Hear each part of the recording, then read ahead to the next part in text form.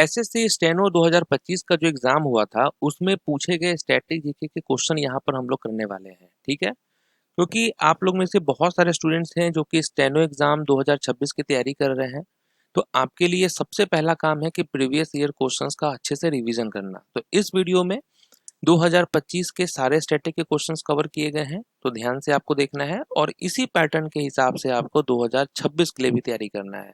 तो चलिए first question से हम लोग स्टार्ट करते हैं।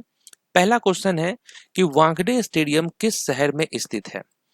विच city is home to the cricket ground Wankhede stadium? तो आप सब जानते होंगे कहाँ पे है वानखेड़े स्टेडियम, मुंबई में है। Mumbai, Maharashtra is the right answer. Next है कि अंतरराष्ट्रीय बुकर पुरस्कार प्राप्त करने वाली पहली हिंदी पुस्तक टॉम ऑफ सैंड की लेखिका कौन है? तो ये आप सब लोग जानते होंगे कि बुक एंड ऑथर से क्वेश्चन आता है एग्जाम में, तो इस बार भी आपको बुक एंड ऑथर्स बहुत अच्छे से करना होगा। तो टॉम ऑफ सैंड के ऑथर का क्या नाम है? गीतांजलि श्री। याद रखेंगे, Geetanjali Shri is the author of Tomb of Sand. Next है निम्नलिखित में से भारत का शास्त्रीय नृत्य कौन सा है? टोटल कितने क्लासिकल डांस हैं? आप जानते होंगे 8 क्लासिकल डांस है, और यहाँ पर आप देख रहे होंगे कि भारतनाट्यम जो कि एक क्लासिकल डांस है, किस राज्य का? तमिलनाडु का। नेक्स्ट है जीकर लोक संगीत परंपरा किस राज्य में लोकप्रिय है? तो ये जो जीकर लोक संगीत परंपरा है ये किस राज्य में लोकप्रिय है? असम, गुजरात, उड़ीसा या राजस्थान? राइट आंसर होगा असम। तो जिकिर जो है वो कहाँ से, जिकिर कहाँ का है? असम का। नेक्स्ट है भारतीय अमेरिकी लेखिका जिन्होंने द नेम सेक लिखी जिस पर बाद में फिल्म बनी कौन सा है?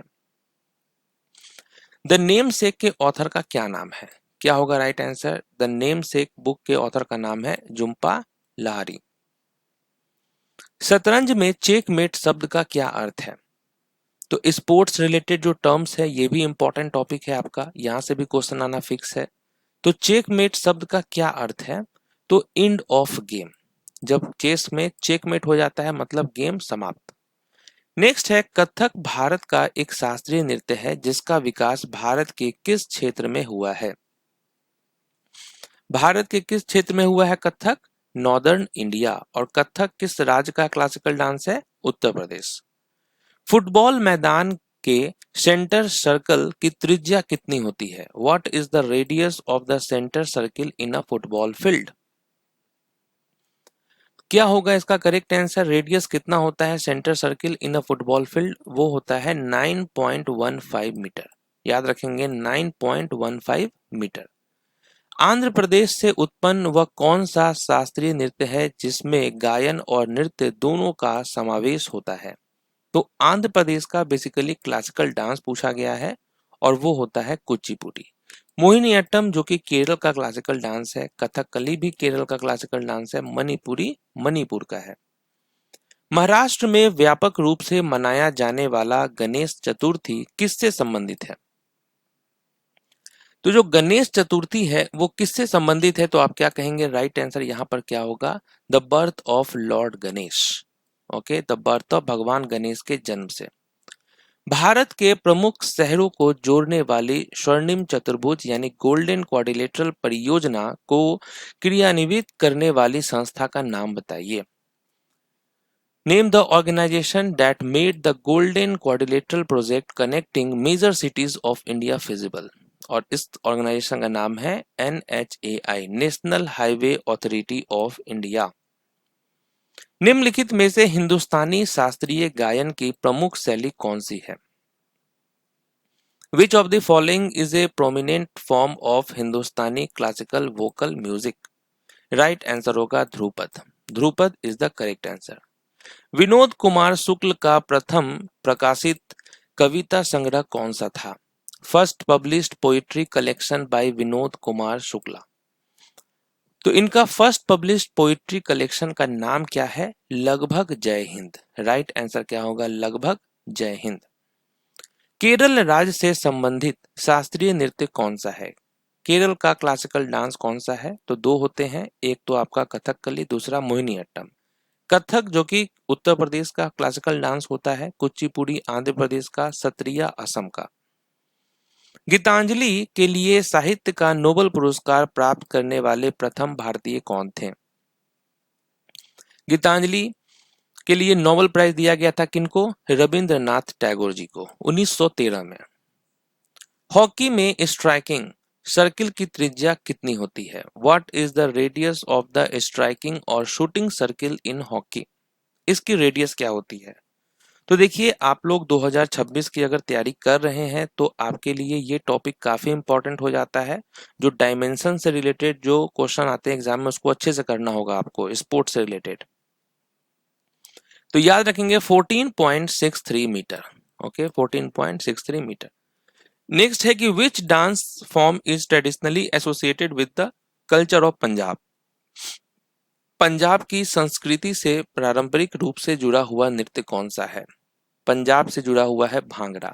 कुचिपुड़ी आंध्र प्रदेश का है, यक्षगान कर्नाटक का है, मोहिनीअट्टम केरल का है।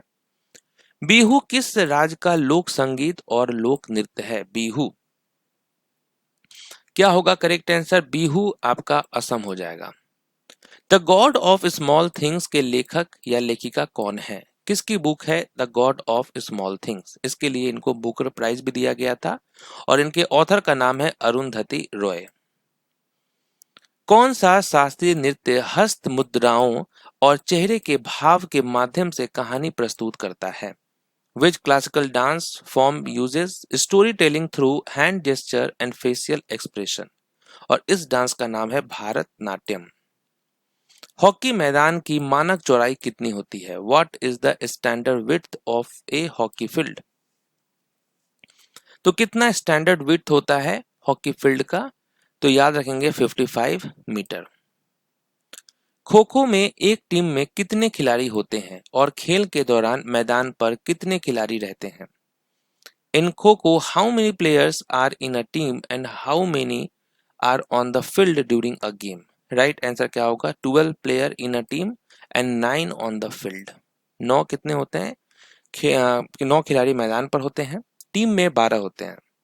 ओडिसी शास्त्रीय नृत्य की उत्पत्ति भारत के किस राज्य में हुई? ओडिसी शास्त्रीय नृत्य की उत्पत्ति भारत के किस राज्य में हुई?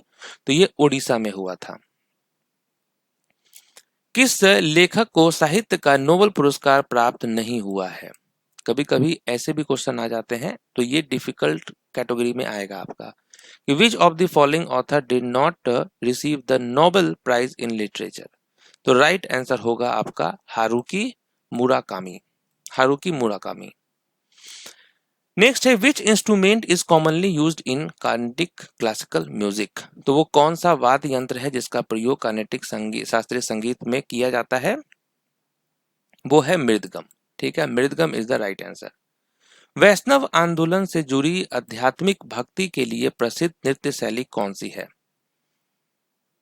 तो कौन सा वो डांस स्टाइल है? राइट आंसर होगा सत्रिया, जो कि 15वीं शताब्दी में श्रीमंत शंकरदेव ने प्रचार प्रसार के लिए किया था। निम्नलिखित में से कौन सा उत्सव नागालैंड की जनजातियों द्वारा मनाया जाता है और पारंपरिक नृत्य एवं संगीत का प्रदर्शन करता है? क्या होगा correct answer? Hornbill festival. Kabaddi के पहले ज्ञात नियम भारत के किस राज्य में बनाए गए थे? The first known rules of kabaddi were framed in which Indian state? तो किस राज्य में बनाए गए थे कबड्डी के पहले ज्ञात नियम? राइट आंसर महाराष्ट्र होगा। अब देखिए यहाँ पर जो है आपको इस टाइप के भी क्वेश्चंस स्टेनो में देखने को मिलेगा। मैच द कॉलम, ये हो गया आपका कॉलम 1। ठीक है, कॉलम 1 में दिया हुआ है सोहर, चक्री, लामन और कजरी, और यहाँ कॉलम 2 में उससे रिलेटेड कुछ फैक्ट्स दिए हुए हैं। तो आपको मैच द कॉलम करना है। क्या होगा यहाँ पर करेक्ट आंसर? तो यहाँ ध्यान से आपको देखना है और बताना है।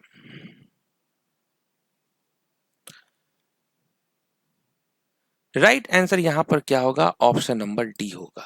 ठीक है, ऑप्शन नंबर डी करेक्ट है। सोहर जो है ये आपका जन्म उत्सव के अवसर पर मनाया जाने वाला गीत जो सांस्कृतिक समन्वय दर्शाता है।